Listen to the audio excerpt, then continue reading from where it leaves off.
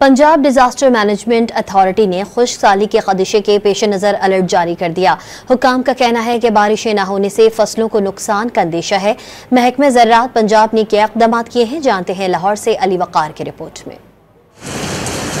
पाकिस्तानी मईशत में रीढ़ की हड्डी ज़राअत मौसमियाती तब्दीलियों के बाइस शदीद मुश्किलात से दोचार है।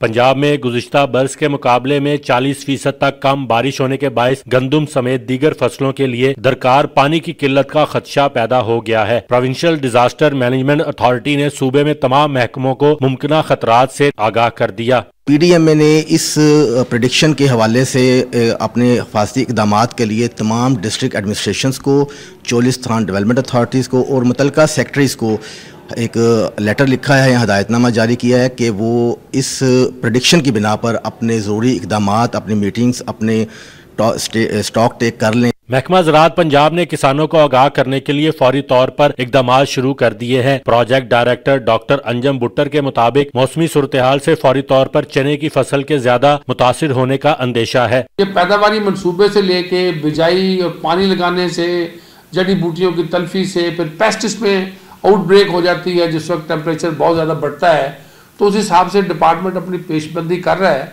सिर्फ इस पेशबंदी फील्ड एक्सटेंशन के साथ नहीं, बल्कि हम डिजिटल एक्सटेंशन के जरिए भी को 5 मिलियन ज़मींदारों तक पहुंच रहे हैं। PDMA के मुताबिक रवां हफ्ते पंजाब भर में बारिशों के हवाले से कोई मुस्बत खबर नहीं है। कैमरामैन एजाज जॉर्ज के साथ अली वक़ार, डॉन न्यूज़, लाहौर।